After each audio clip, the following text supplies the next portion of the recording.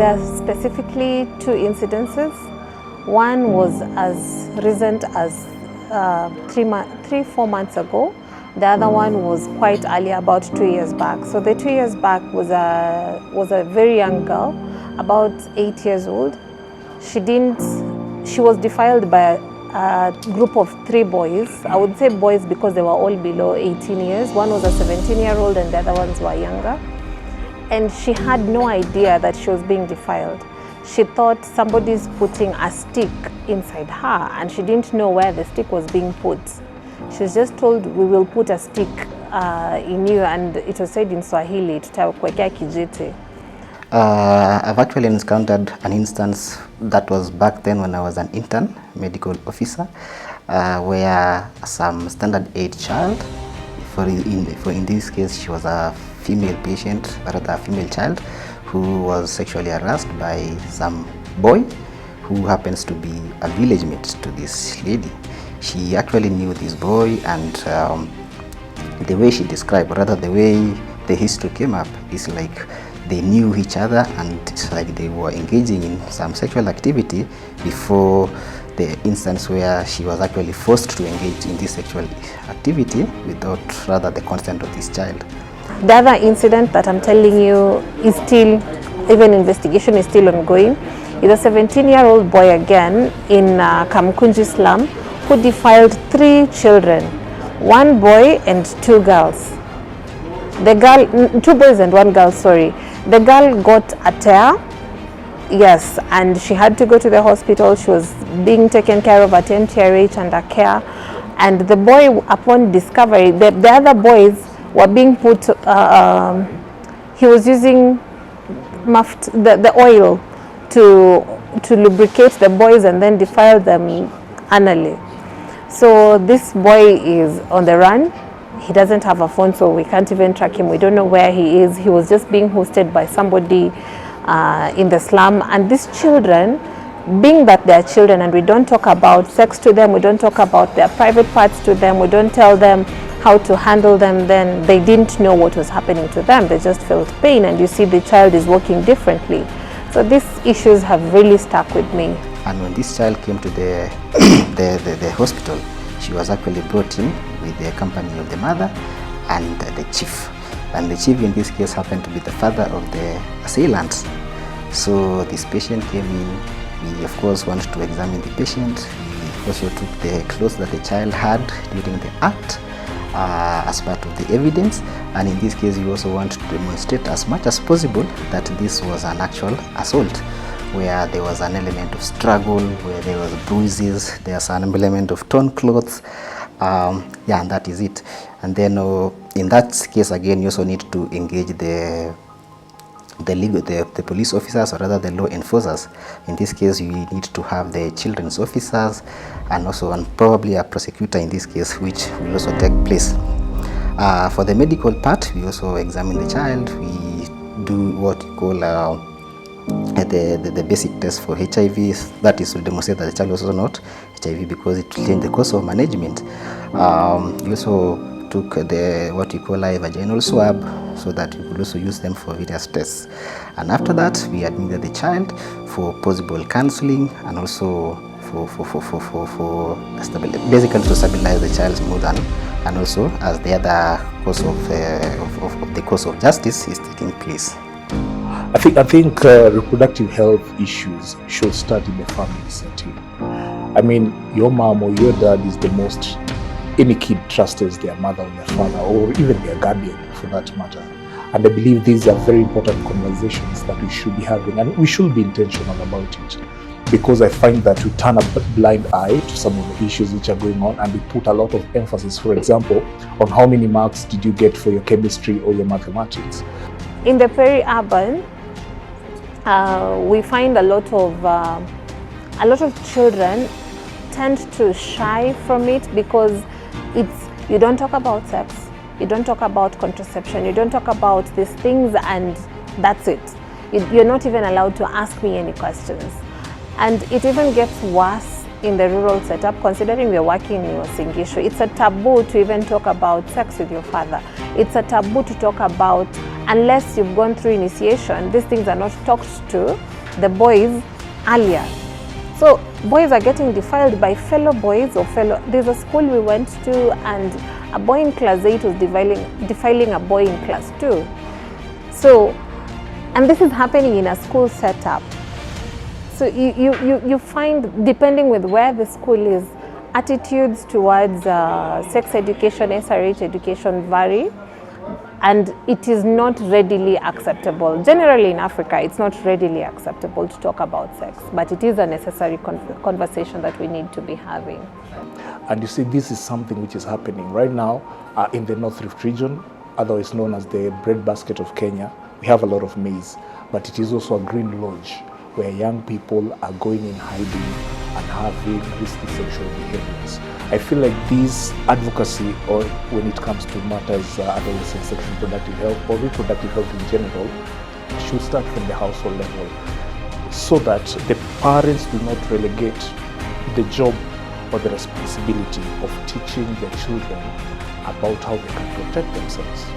For example, from sexual gender-based violence, things like rape, sodomy, all those kind of things. It should start from now. Like children in slum welcome, most children, especially in the urban slums, welcome the information because they've seen it, they've been exposed to television, they've been exposed to the internet, so they understand some of these things. Also, the way they are taught about them in schools is not with a lot of stigma and stereotype about the subject. So words are mentioned as they should. If it is a penis, it's a penis. Teachers don't skip through topics in science. So, and we also engage a lot with students in school. So I find the children in urban settings welcoming the idea and the information. Scenario where the parent is accompanying the child to procure an abortion is one that I've had. That was an instance where a parent who happens to be, the people in the forces, who learned that her child is pregnant, and the child was pregnant and the guy was not willing to have the child carry the pregnancy to term and probably deliver, because she strongly believed that her child should follow the suit, and she could not be she could not join forces if she continues having the pregnancy. So the pregnancy had to be terminated. And that one, I tend to think it was more of a forced kind of a termination, because the child was just told, we are going to the hospital and we are going to terminate the pregnancy, and for sure it happened. Teen girls who engage in sex, whether it's voluntary or defilement, and they end up getting pregnant. Once a girl is pregnant, first of all, consider they don't have access to healthcare facilities.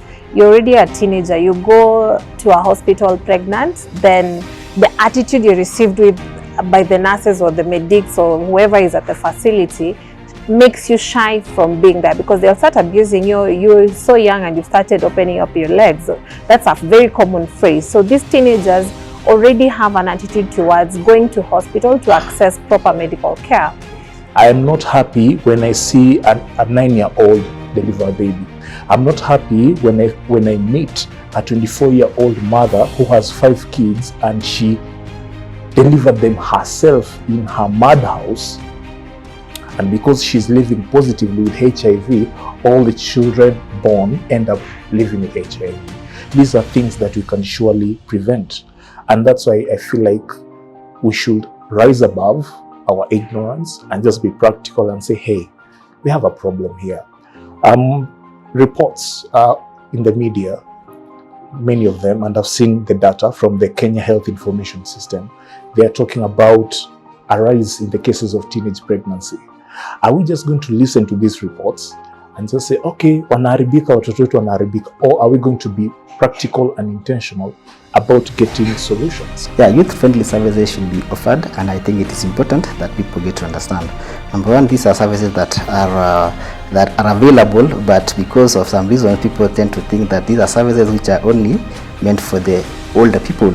So I think it is important that even the youth, for this case, I want to take all those people who are sexually active to understand and know why they are there. It's such services such as contraception, they need to know various types. They need to know probably pros and cons, if need be, of the various types. For instance, you need to know that you have hormonal methods, you have the barrier methods, you also have the permanent one, and you also have the intrauterine devices. So that's a knowledge that how I wish it could be passed to these people. In this case, I want to say probably from 18 years of age all the way to until the people who are not able to conceive, they should have that particular information, because I think it's key.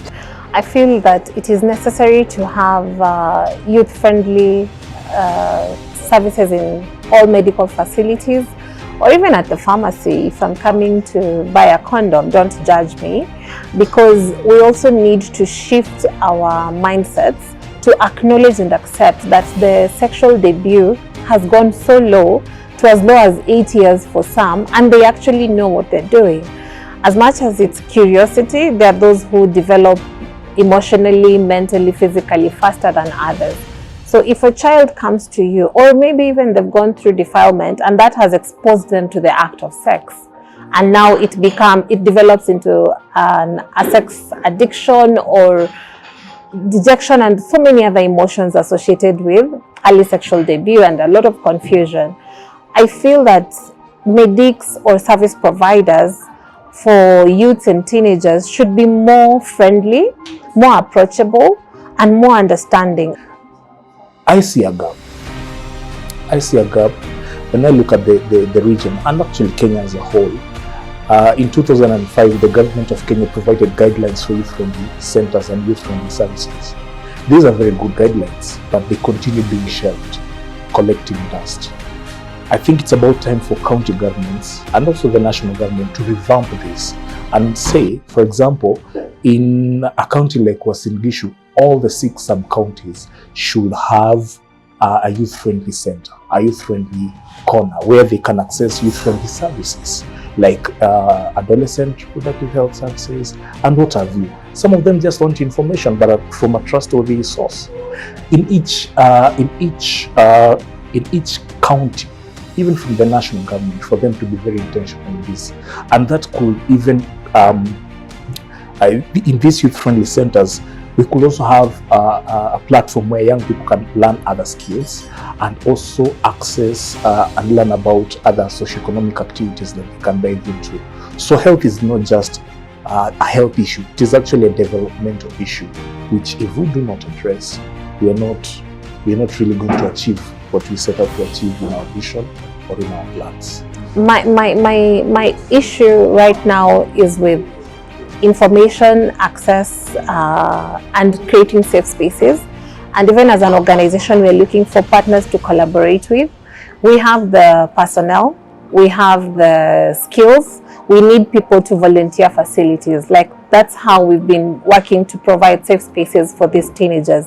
Give us a room, give us an open air space, we will work with it, we will bring the personnel, the equipment, the information, and we'll be able to transform other children or give proper information and guidance. We have a 10-module curriculum on sex education and ASRH and life skills training. Those are just some of the topics that are covered in these 10 modules. These kids go through the training, and by the end of 6 months, they have finished the 10 modules and they actually graduate. So they feel nice about having gone through the program, they're proud about it, then they become ambassadors. And I feel this would be a good concept to be adapted in other parts of the country, and maybe to even bring down the numbers of teen pregnancy, issues of defilement, and challenges around SRHR, and also collaborations with existing organizations. I feel like maybe sometimes in the social setup or social people working in the communities, we compete against each other more than collaborating. I want to see it as a partnership, not just as the role of the government or the health facilities, not just as the role of the parent or the teachers, but as a collective responsibility for all of us.